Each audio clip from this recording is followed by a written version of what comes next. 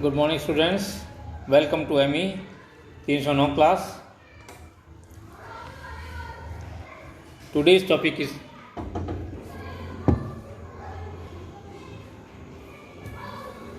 today lecture various methods of replacement studies 3.2.4 part number 5 माफ़ी method part 4।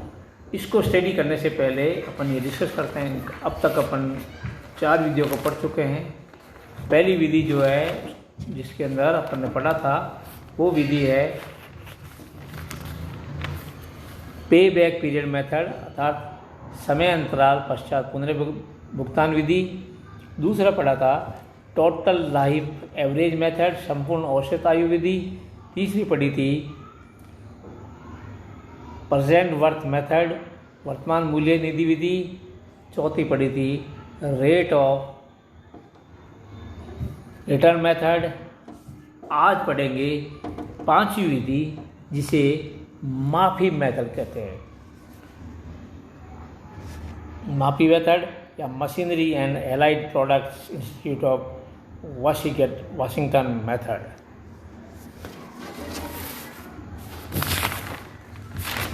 इस विधि के अंदर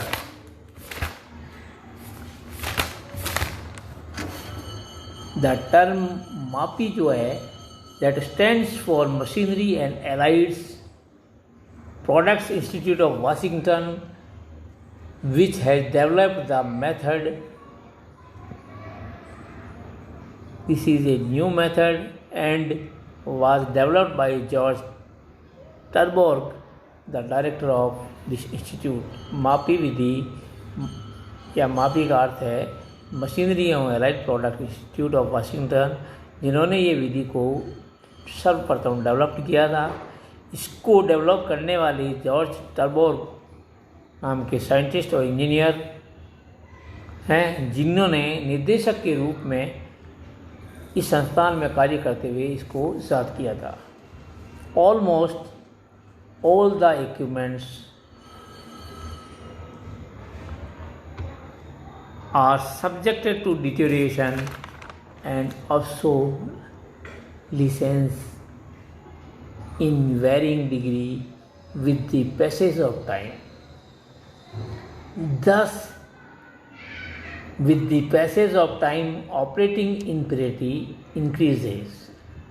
Hence, the old machine has this operating imperative high and book value as low, while a new machine to be purchased will have operating imperative minimum and cost at a maximum.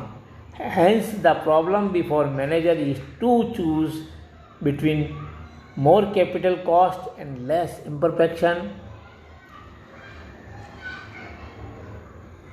One hand, less capital cost and more imperfection on other hand.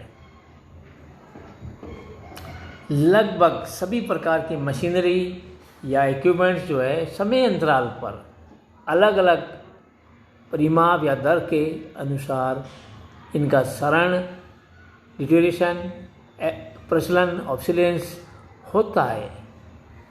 समय अंतराल पर, passage of time पर operating rate जो है वो कमज़ोर या धीमी या फीकी होती है, कमज़ोर पड़ती है, जिसकी क्वालिटी जो है इन्फीरियर होती है। अतः पुरानी मशीनों में परिचालन या ऑपरेटिंग कॉस्ट जो है हायर रेट जो दर से कमज़ोर पड़ती है तथा इससे इनकी कीमत कम हो जाती है। मैनेजर के लिए इसका चयन करना, जबकि नई मशीन जो है खरीदने से उनकी परिचालन निम्नतम दर कमज़ोर पड़ती है, जबकि लागत अधिक हो जाती है। और नई मशीन जो है उसकी ऑपरेटिंग कॉस्ट तो कम होगी लेकिन उसकी कैपिटल कॉस्ट अधिक होगी। मैनेजर के लिए इसका चयन करने के लिए निम्न 2 समस्याओं का चयन करना होता है। मतलब मैनेजर को सावधानीपूर्वक 2 बातों का ज्ञान रखना पड़ता है इसको सिलेक्शन करने के लिए। पहला है अधिक पूंजी निवेश मूल्य, more capital cost and less imperfection, अधिक पूंजी निवेश मूल्य या कम अपूर्णता। सेकंड है less capital investment, less capital cost, more imperfection. इन दोनों कंडीशंस या शर्तों में से एक का अनुपालन करना होता है। मैनेजर को एक का अनुपालन करना होता है।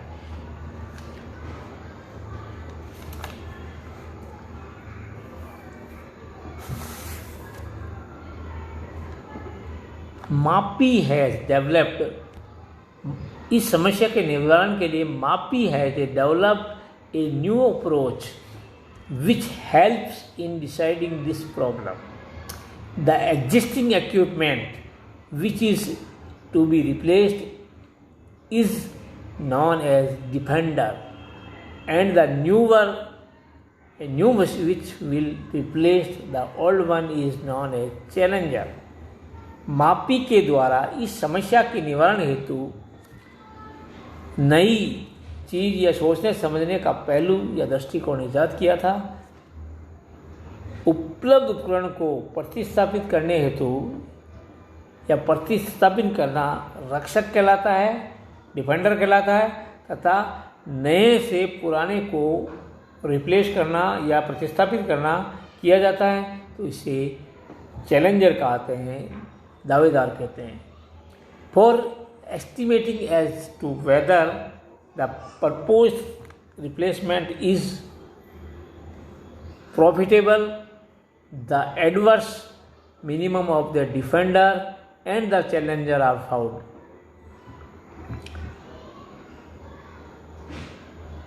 The adverse minimum of the defender and the challengers are found and then compare them. Adverse minimum of the defender or the challenger is the lowest sum of the time.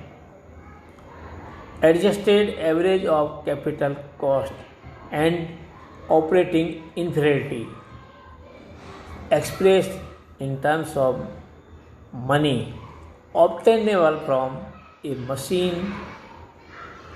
The calculation can easily be done with the help of MAPI chart. MAPI chart के द्वारा इनको आसानी से calculate किया जा सकता है। आकलन के लिए प्रस्तावित प्रतिस्थापना लाभदायक रहेगी या नहीं, इसके लिए न्यूनतम विपरीत रक्षक एवं दावेदारियों को ज्ञात किया जाता है तथा उनकी आपस में तुलना की जाती है। रक्षक एवं दावेदार की न्यूनतम विपरीत मान वह अवस्था है जिसमें समय के योग का न्यूनतम मान होता है। ये मान को आसानी से मापी के चार्ट द्वारा ज्ञात किया जा सकता है।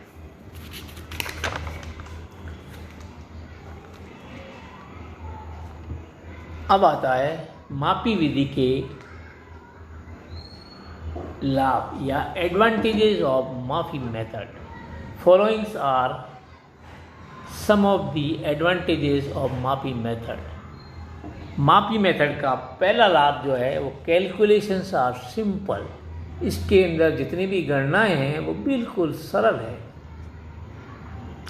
सेकंड आता है management is non as to when a machine is to be replaced.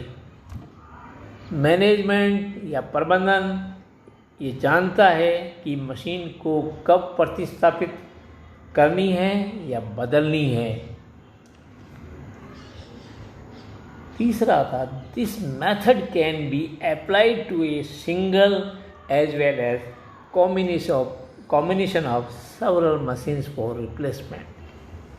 अर्थात इस विधि का उपयोग एकल मशीन के लिए या बहु मशीनों के प्रतिस्थापन हेतु किया जाता है।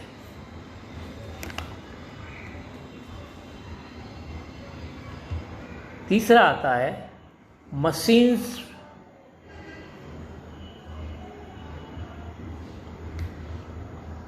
It adds in budgeting equipment expenditure. ये उपस्कर के खर्चे को बजट हेतु विज्ञापन में सहयोग करता है, अर्थात आसानी से आय व्यय के लेखन या पत्रक को तैयार करने में सहयोग प्रदान करता है। आय व्यय के लेखन या पत्रक को तैयार करने में सहयोग प्रदान करता है। पांचवा जो आता है, there is a full provision for future depreciations and obsolescence on the new machine, अर्थात there is a full provision for future depreciations and obsolescence on the new machine. इसमें नई मशीनों के लिए भविष्य में होने वाला क्षय या क्षरण तथा अप्रचलन के लिए संपूर्ण सुविधाजनक प्रावधान होता है। जानने हेतु सुविधाजनक प्रावधान होता है, अर्थात 5 बिंदु है जो इनके फायदे वाले हैं। पहला ये सिंपल है, दूसरा इसको मैनेजर आसानी से जान लेता है कि मशीन को कब रिप्लेस करनी है, कब बदलनी है। तीसरे जो आता है, इसमें एक मशीन के लिए काम में ले सकते हैं या बहुत सारी मशीनों के लिए काम में ले सकते हैं। चौथा जो है, बजट तैयार करने के लिए, आय व्यय पत्रक को तैयार करने के लिए या ऐड करने के लिए या एडवर्टाइजमेंट करने के लिए सहयोग प्रदान करता है। पांचवा जो है, ये इसमें नई मशीनों के लिए फ्यूचर में ये कब हैं, फ्यूचर के मतलब भविष्य के लिए डेप्रिसिएशन प्रोविज़न और ऑब्सोलेंस प्रोविज़न दोनों होते हैं और उनकी सुविधा प्रदान की जाती है।